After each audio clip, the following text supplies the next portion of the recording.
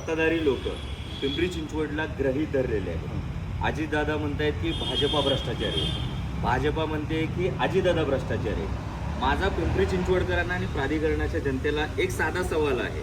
तुम्हाला विचार करायचे की हे दोन्ही भ्रष्टाचारी आहेत आणि हे दोघंच पिंपरी चिंचवडमध्ये लढत आहेत आज, आणि आपल्याला ओळखून आज तिसरा पर्याय निवडायची वेळ आहे.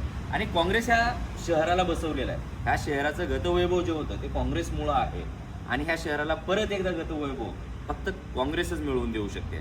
नको असलेला हरिसेतू आपल्याला ह्या प्रभागामध्ये दिलेला आहे, ज्याची गरजच नाही. रस्ते छोटे, फुटपाथ मोठे झालेले आहेत. ना त्या घरच्यांना फायदा आहे, ना रस्त्यावरती फिरणाऱ्या लोकांना फायदा आहे. आणि आपण गावठाणात जर गेलात तिथं लोकांना व्यवस्थित पाणी सुद्धा भेटत नाही, त्यांच्या गटारी व्यवस्थित नाही, त्यांचे ड्रेनेज व्यवस्थित नाहीत, त्यांना कचऱ्याची व्यवस्था जी आहे ती सुद्धा व्यवस्थित नाही. मग आपल्याकडून एवढा टॅक्स घेणारे हे नेते मंडळी आज पिंपरी चिंचवडकरांना किंवा प्राधिकरणाला नेमकं देतात काय, हा माझा साधा सवाल आहे त्यांना. संदेश कसं वाटते तुला काँग्रेस पक्षाबद्दल?